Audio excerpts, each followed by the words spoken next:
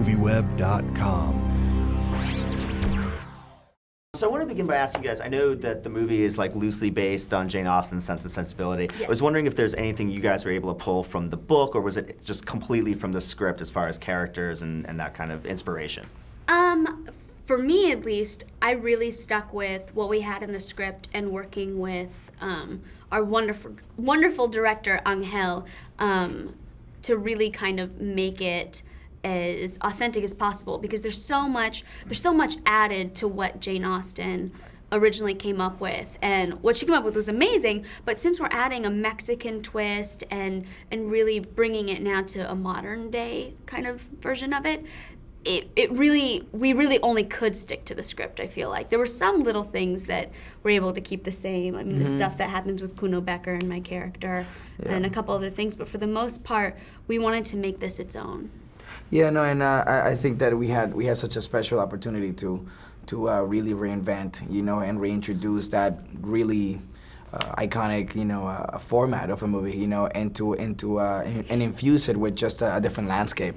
After all, the movie is a very universal theme. We really talk about some things that affect us all emotionally, and I think that's what's really unique about the movie, and the fact that we can use a Latin American, and a Mexican, kind of landscape. It makes it refreshing and unique and different and a little more spicy, a little spicy. Yeah, it's really lively. Like the scenes where we're in East LA, it's so colorful. The energy's great. There's the food, the fiestas. You really feel that true Mexican inspiration. Yeah, absolutely. And tell me a little bit about your character.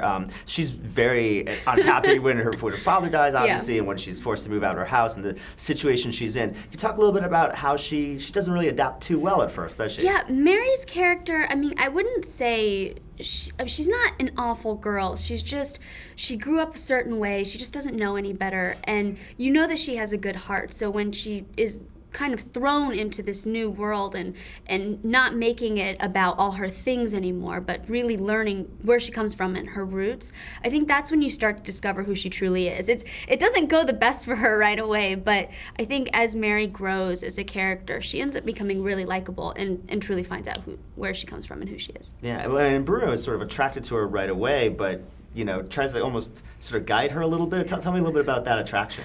It's interesting because that entire storyline was something that was pretty much kind of the phrase and decoded by Alexa and me and the director and the producer. We really tried to figure out what that dynamic was going to be. We wanted it to be forbidden, almost like uncertainly that they were not going to really be together, somehow, but or they could even like each other in that way. But for him, it was almost like, it was almost like him crossing that state line, you know what I mean? For him, it was like, wow, that's someone that comes from over there, you know what I mean? Like, can it be for me, And it's a very interesting dynamic because for her, it was almost like that's the unlikely guy.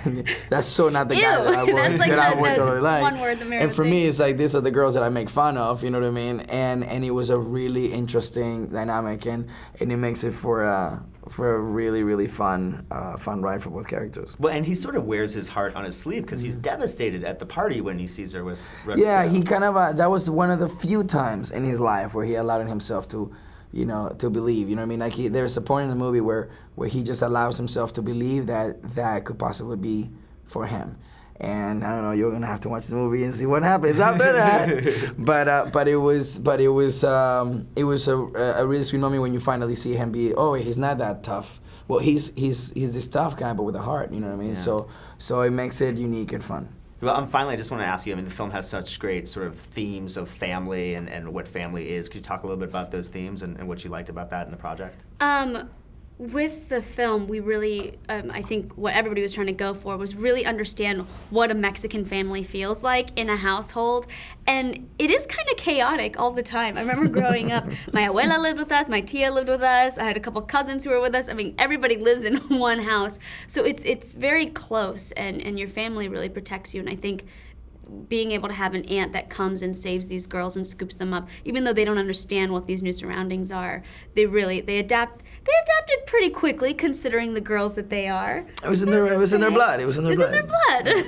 There's a lot you could relate to as far as family and those issues. Yeah, for sure. I really believe that look, in any family, when you have family reunions, so you had just a household where a few family members live under the same roof, you're gonna have a certain level of energy. When you are Latin, somehow that dial goes up a few notches higher. You know what I mean? So we definitely captured that energy and had a lot of fun with our culture. Yet paid a tribute and respect to where we come from and stay very true to our roots. So it's very exciting. I think everyone's gonna be very surprised at how much they're gonna relate to it, and how much fun they're gonna have with every character, really. From Prada to Nada. Rodrigo Antonio Fuentes Hidalgo de la Borbolla, Jr. Aurelia Margarita Jiménez Cisneros para servirle, Juan. I seriously need to learn Spanish. Let the sunshine on